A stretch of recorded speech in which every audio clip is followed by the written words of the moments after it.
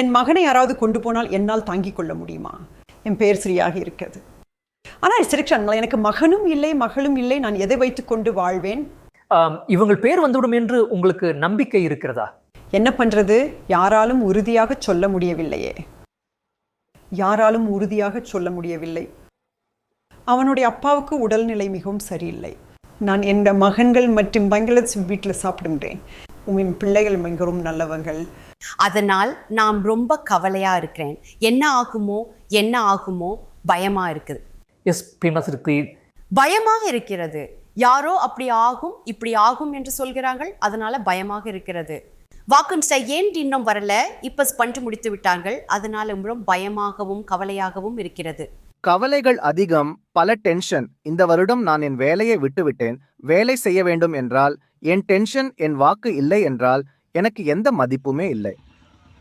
தீர்ப்பாயத்தின் கீழ் இருந்த அல்லது நிறுத்தி வைக்கப்பட்ட வாக்காளர்கள் என்று நீங்கள் கால் கூடிய வங்காளத்தின் 60 இலட்சம் வாக்காளர்களில் எத்தனை பேர் இப்போது எலெக்ஷனில் தங்கள் ஓட்டை உண்மையில் அளிக்க தகுதி பெற்றுள்ளனர்?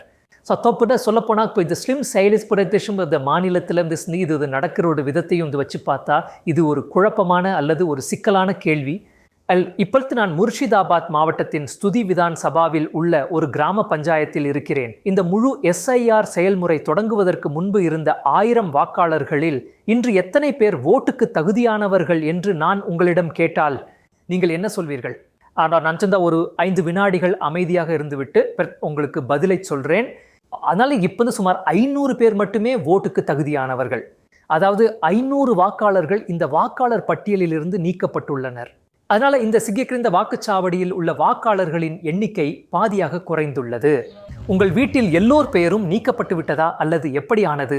இல்லை, என் வீட்டில் 5 பேர் பெயர் வந்திருக்கிறது, 4 பேர் பெயர் வரலை. ஸோ அது எப்படி, அதாவது இப்படி நடந்ததுன்னு உங்களுக்கு ஏதாவது தெரியுமா? எனக்கு தானா தெரியல. எப்படி சரி பார்த்தார்கள் என்பதுதான் தெரியவில்லை. நான் சரியாக ஆவணங்களை சமர்ப்பித்தேன். அப்படியிருந்தும் என் பெயர் எப்படி நீக்கப்பட்டது என்று எனக்கு இதுவரை தெரியவில்லை. நாங்கள் யாரிடம் கேட்கிறோம்? பிடிஓவிடம் கேட்கிறோம், எஸ்டிஓவிடம் கேட்கிறோம். அவர்கள் எங்களுக்கு தெரியாது. அவர்கள் அப்படித்தான் செய்கிறார்கள். எங்கள் கையில் ஒன்றும் இல்லை. சுட்டியின் ரோல். ஆமாம், இந்த சுட்டியின் ரோலில் என் தாத்தா அலாவுதீன். நீங்கள் இங்கே பார்க்கலாம். எங்கள் தாத்தாவான அலாவுதீனின் வாக்காளர் அட்டையையும் உங்களுக்கு காண்பிப்போம். அதற்கு பிறகு என் பாட்டி ஷோஃப்ரேஜான் பிபி, அவருடைய பெயரும் இருக்கிறது. நாங்கள் 1952 பற்றி பேசிக் கொண்டிருக்கிறோம்.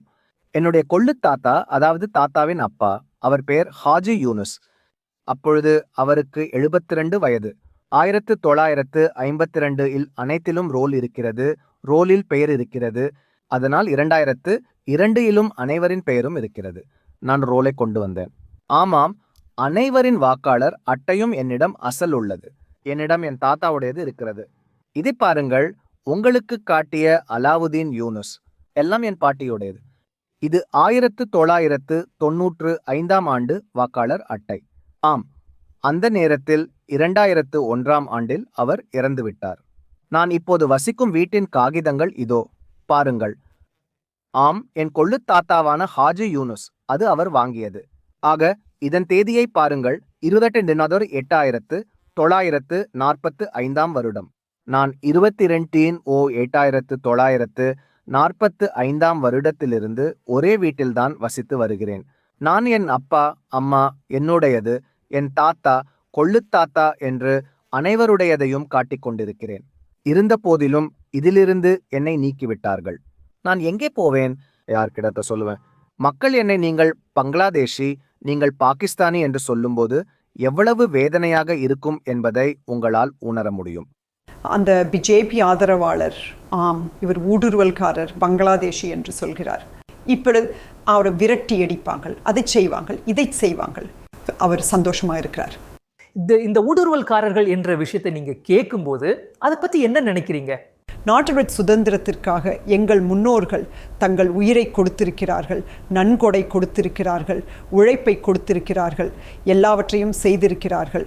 ஆனால் எங்களை ஊடுருவல்காரர்கள் என்று சொல்லும்போது எங்கள் இரத்தம் கொதிக்கிறது. இந்த ஆவணங்களை சேகரிக்க செயல்முறையை நீங்கள் செய்து கொண்டிருந்த போது ஏதேனும் பிரச்சனைகள் இருந்தனவா? இவ்வளவு பேர் எப்படி நீக்கப்பட்டார்கள்? நீங்கள் வங்காள மொழியிலும் பேசலாம். தாம், இங்கே நிறைய பிரச்சனைகள் இருக்கின்றன. சிலருக்கு பேர்ல பிரச்சனை இருக்கிறது இல்லையா? சிலருக்கு ஒருவேளை அந்த பெற்றோருடனான இணைப்பில் எழுத்துப்பிழை பிரச்சனை இருக்கிறது. சிலருக்கு உதாரணத்திற்கு 6ஆம் வகுப்பு தேவைப்பட்டது. 6க்கும் மேற்பட்ட குழந்தைகள் இருந்தவர்களுக்கு அந்த மாதிரி விஷயங்கள் இருந்தன. எல்லாவற்றையும் சேர்த்து பார்த்தால் ஒரு தர்க்க ரீதியான முரண்பாடு இருந்தது. அதற்காக விசாரணைகள் நடந்தன. அவர்களில் இருந்து சுமார் 432 பேர் நீக்கப்பட்டுள்ளனர். இவர்கள் பையன் நீக்கப்பட்டார்கள். அதாவது என்ன, உங்களுக்கு ஏதாவது புரிஞ்சதா? அதாவது இந்த வாக்காளர் என்ன காரணத்திற்காக நீக்கப்பட்டார் என்று எங்களுக்கு இன்னும் அந்த மாதிரி எந்த அறிவிப்பும் வரவில்லை. இந்த விவரங்கள் இன்னும் எங்களிடம் வரவில்லை. ஆம், டெலீட் அதிமொழித் என்பதை பார்க்க முடிகிறது. தனிப்பட்ட முறையில உங்களுக்கு ஏதாவது புரிஞ்சதா? என்ன நடந்திருக்கும், ஏன் இவ்வளவு பேர் டெலீட் செய்யப்பட்டார்கள் என்று? அதாவது இல்லை, இப்படி புரிந்து கொள்ள முடியவில்லை. சொல்லாவிட்டால் என்ன காரணத்திற்காக டெலீட் ஆனது என்று என்னால் புரிந்து கொள்ள முடியாது. பலருடைய ஆவணங்கள் சரியாக இருந்தும் அவர்களோடது டெலீட் செய்யப்பட்டுள்ளது. 2002 பெயர் இருந்தது, அப்படி இருந்தும் டெலீட் செய்யப்பட்டுள்ளது. அவர்களும் டெலீட் செய்யப்பட்டு விட்டார்கள். ஆம், 2002 பெயர் இருந்தது. ஆம், 2002 பெயர் இருந்தது. அப்படி இருந்தும் சுமார் 30-35 வயதானவர்கள் டெலீட் செய்யப்பட்டுள்ளனர். 60+, 70+ வயதுடையவர்கள் கூட டெலீட் செய்யப்பட்டுள்ளனர். அடுத்த கட்ட செயல்முறை என்னன்னு உங்களுக்கு தெரியுமா? அதாவது இவங்க சரியாக என்ன செய்ய வேண்டும்? நாங்கள் ஆன்லைனில் பார்ப்பது, அதாவது சேனலில் செய்தியை படித்த பிறகு தீர்ப்பாயத்தில் விண்ணப்பிக்க வேண்டும் என்பதுதான். அதனால் இப்போது எப்போது விண்ணப்பிப்பார்கள், எப்போது தொடங்கும் என்பது பற்றிய தகவல் எதுவும் எங்களுக்கு இன்னும் கிடைக்கவில்லை. உங்களுக்கு இது தகவல் இல்லை? ஆம், இன்னும் தெரிவிக்கவில்லை. இப்போது அதிகாரப்பூர்வமாக பிடிஓ ஆபீஸிடமிருந்து எப்போது விண்ணப்பிக்க வேண்டும் என்று எங்களுக்கு தெரிவிக்கவில்லை. ஒருவேளை ஓரிரு நாட்கள்ல நடக்கும். இந்த முழு எஸ்ஐஆர் விவாதத்தை சுற்றியுள்ள பல சர்ச்சைகளில் முர்ஷிதாபாத் ஏன் இடம்பெற்று வருகிறது என்பதை புரிந்து கொள்வதும் முக்கியம். இப்போ முர்ஷிதாபாத் மற்றும் அண்டை மாவட்டமான மால்டா ஆகியவை பங்களாதேஷ் எல்லையில் உள்ள மாவட்டங்கள் ஆகும். உண்மையில் நான் இப்போ நிற்கும் இடத்திலிருந்து நான் இந்த பாதையின் குறுக்கே நடந்தால் ஒரு நதி இருக்கும். அதை கடந்து இன்னும் கொஞ்சம் இந்திய நிலப்பரப்பை கடந்தால் நீங்கள் பங்களாதேஷுக்குள் நுழைவீர்கள். இப்போது ஒரு நதி பகுதி, அதனால எல்லையில் வக்கியல் வேலி இல்லை. ஆனால் மால்டா மற்றும் இந்த முர்ஷிதாபாத் ஆகிய 2 மாவட்டங்களிலும் சேர்த்து தீர்ப்பளிக்கப்படும் அனைத்து எஸ்ஐஆர் வழக்குகளில் 3இல் 1 பங்கு உள்ளன. குறித்தும் நிச்சயமாக கடுமையான அரசியல் போர்கள் நடந்துள்ளன. மம்தா பானர்ஜி, பாஜக மற்றும் எலெக்ஷன் ஆணையம் ஆகியவை கூட்டு சதி செய்வதாகவும் தனக்கு ஆதரவளிக்கும் வாக்காளர்களின் வாக்குரிமையை பறிக்க முயற்சிப்பதாகவும் குற்றம் சாட்டியுள்ளார். பாஜக ஊடுருவல்காரர் என்ற ஏளனத்தை பயன்படுத்தியுள்ளது. மம்தா ஊடுருவல்காரர்களை பாதுகாக்க முயற்சிக்கிறார் என்று அவங்க சொல்லுகிறாங்க.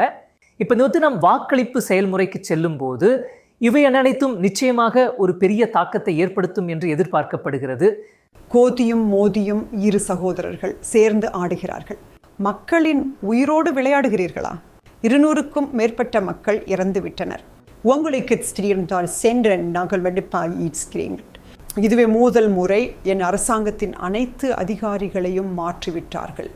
அனைத்து பாஜக அதிகாரிகளையும் கொண்டு வந்துள்ளார்கள். ஏன் சொல்லுங்கள், என்னை அடக்குவதற்காக.